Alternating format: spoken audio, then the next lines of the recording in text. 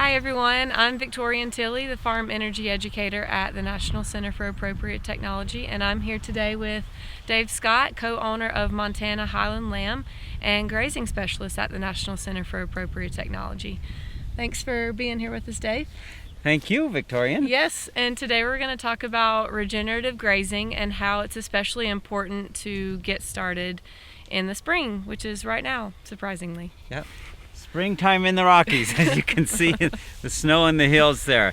Regenerative grazing is a particular type of grazing that you kind of have to change your thinking around, and basically what regenerative grazing tries to do is to use the soil for your own benefit. And so we are trying to maximize photosynthesis of the grass, and the grass is feeding the soil microbes through root exudates, and in return those microbes are bringing back soil nutrients or plant nutrients to the plant. And so this means that you don't have to fertilize so much anymore, maybe never again. We're hoping. We haven't fertilized here for 2 years now after transitioning off of fertilizer for 4 years. And so that's what we want to talk about today, is how you set up your pastures in the springtime when you first go out in order to achieve those results. So how exactly does this happen, Dave? What are the steps of regenerative grazing? It's really important the first day that you go out, because that particular day and the grass that's at that level, it determines the amount of grass and the height of the grass that you're going to be grazing all summer long. So what we try to do is we wait for the grass to be about 1,500 pounds of dry matter per acre, and that is about what you see right here. Okay, the other thing that we really check on before we go out with our sheep to pasture is we check the grass itself. So we want to have at least 3 leaves. And you can see the 1, 2, 3, and then there's a 4th leaf coming here. That's what we want to have before we go out to grass. We don't want to turn out on 2-leaf grass, because that stunts the grass all summer long. So we want to have a good 3 leaves, maybe even 4 leaves to our grass before we turn out. And you can see this grass is only about 12 inches high here. So, but it's already got 3 leaves and 1 coming out. So that's good.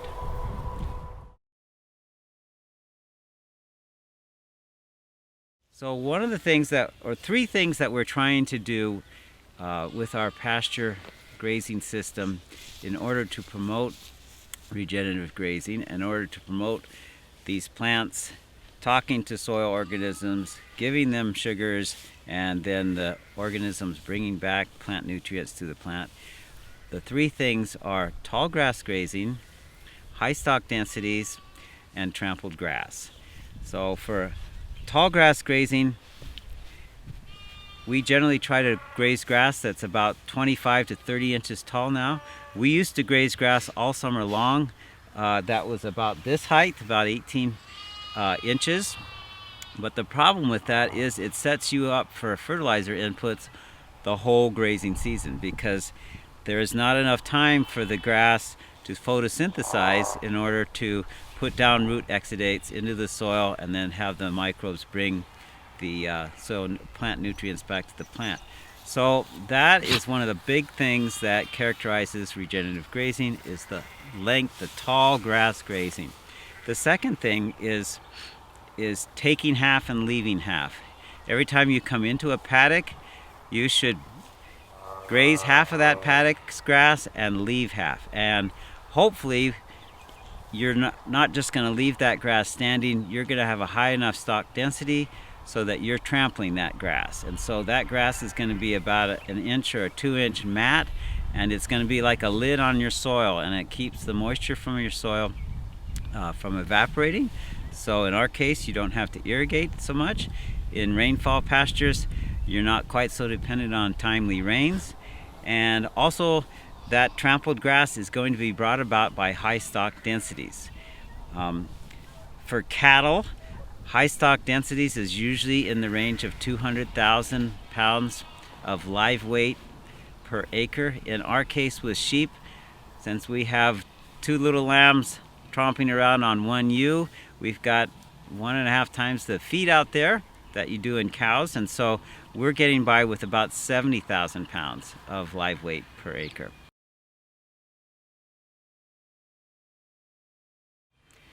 There are some concerns with high stock density though, one of which is compaction. Yes. So that is one of the first things that people ask when you start talking about high stock densities is, won't that compact my ground? And we have found here that if you graze grass that is at least 3,000 pounds of dry matter per acre, there is so much biomass there, and you trample down half of it, that it's a cushion, and so you do not get compacted soil. And once in a while, when it rains a lot, and in our case if we just irrigated and maybe we get an inch or two of rain right after we irrigate, it looks like a mess. You know, the ground can even be what some people call pugged.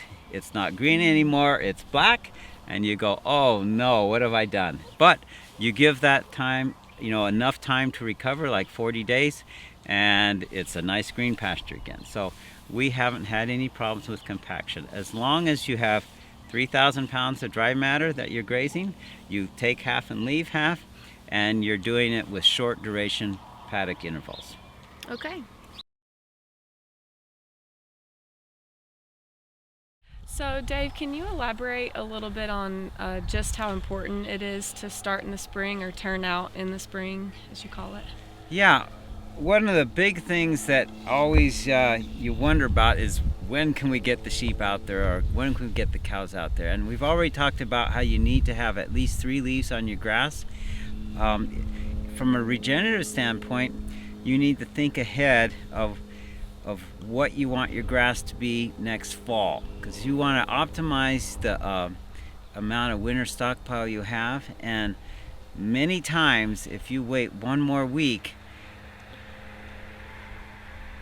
before you go out to your pasture for the first time, that will give you a month more of winter stockpile in the grass. And so we like to go out when it's about 1,500 pounds to 2,000 pounds of dry matter per acre.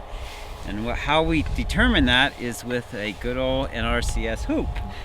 And so what any office that's an NRCS office will be able to tell you how big to make this hoop, and you can get that measurement, and then you can build your own hoop yourself. So what you do is you just throw the hoop down, and first of all, I like to use a grazing stick too, so I just measure how tall the grass is before I cut the grass. And I go from the top or bottom of the grass to the highest point of the grass. And this point, it's about 11 inches. So we do that so we can kind of tell how many pounds per inch on the grazing stick we have in our grass stand. And so if we get tired of cutting hoops, we can just measure the grass and determine what's there in terms of dry matter. So when you cut a hoop, you just turn it down or put it down on the ground, and you get the grass inside the hoop, and then you cut it. And you can't cheat, because that fouls up your measurement. So we've got this grass all inside the hoop now, and then we just cut it. And we have our little handy dandy bag here. Okay, so you cut it and you put it in the bag.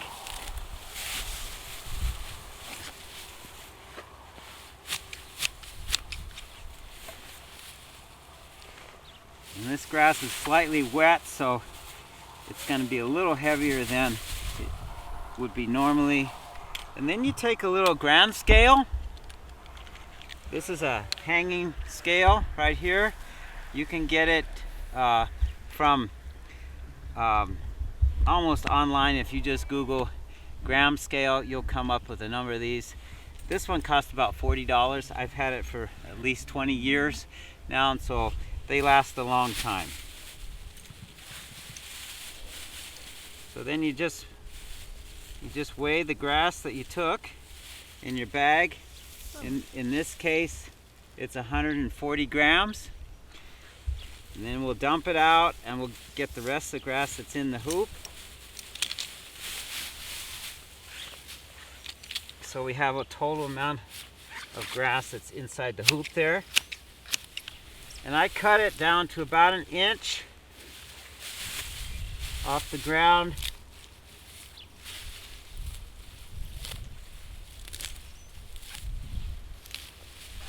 So your hoop looks kind of like this when you're done cutting it. So we had 150 grams. Now we're going to add to that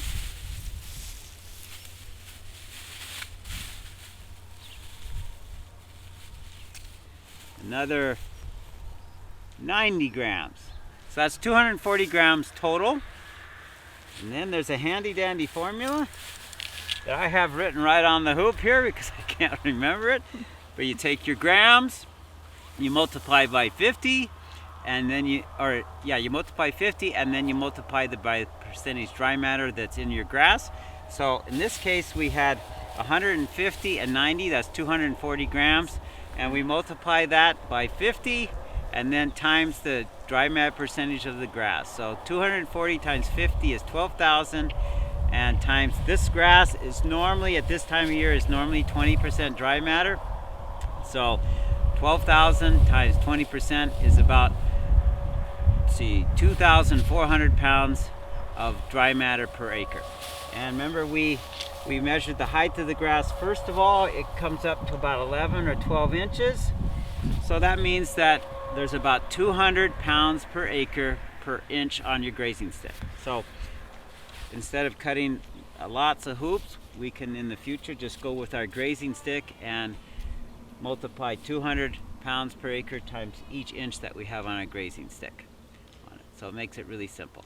Every once in a while I cut another hoop to make sure that I'm actually calibrated my grazing stick correctly.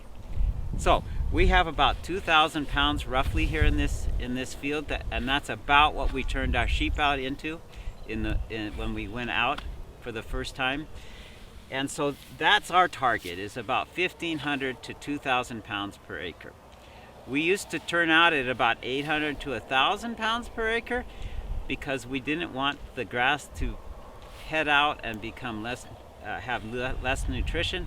But then we noticed that we had a lot less grass to graze in the fall. So we've upped our ante kind of, and we are sacrificing a little bit of nutrition for a lot more grass in the fall. And for us, hay is $140 a ton all winter long, and so we actually get 2.5 times the grazing in the winter than we used to, with just grazing tall grass all summer long.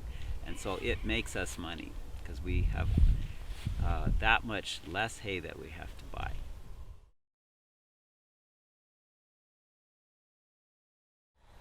So Dave, in regards to grazing, what is a rest period?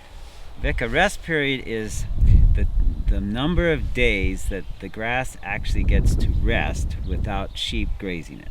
So for instance, if sheep were right here on this particular paddock where we're standing and we move them off the paddock, then the rest period is the number of days before they return back to that paddock to graze again. And we want that grass to be fully recovered. And in our case, we are subscribing to 40-day rest periods, and this gives us, the grass, the opportunity to grow tall, and so we're always grazing tall grass. Okay, and how does that benefit you financially? How do you make money from longer rest periods? We make more money. Actually, we make about $300 more net per acre by grazing tall grass because, one, we have a lot more winter stockpile in the fall that we've accumulated by keeping our rest periods constant at 40 days all summer long. And so when we stop in the fall, we have what's called a grazing wedge that is a lot bigger than what we used to. And the grazing wedge is if you take this grass right here where, say, you stopped right here in the fall, and then you take a bird's eye view of your pastures and come back to this point, the wedge is from the height of this grass here where you stop to the paddock just next to you where it's very tall. So it's that big wedge from small short grass to tall grass, and underneath that is called your grazing wedge, and that in the fall is what you have to graze all winter. So we have a much taller grazing wedge because we're grazing taller grass all summer, and that amounts to a lot less hay that we have to buy. And if you figure it out, it's about $300 per acre more that we're actually gaining, even considering that we're losing a little bit of gain for the on the weight of the lambs. And are your lambs gaining less weight because of the tall grass? They are a tiny bit. We've kept a lot of records over the years, and generally our lambs gain about 0.65 pounds per day between birth and weaning. Since we started regenerative grazing, they're about 0.62, which really doesn't seem like very much, but when you apply it over 280 lambs over a 100-day weaning period, it adds up, and it's about $1,300 difference that we've lost in lamb gain. But we're saving about $3,500 to $5,000 in fertilizer that we no longer apply, and we're saving about $1,000 of irrigation money or power energy costs that we no longer do. So we're actually ahead of the game when you take all those costs, and it amounts to about $300 an acre net gain.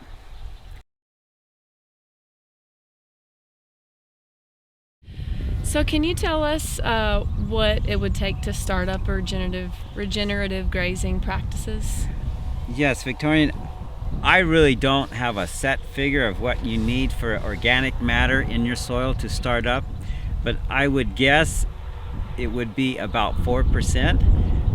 You can probably pretty well figure that over a few years, 3 years, you could transition off of fertilizer if you have 4% organic matter.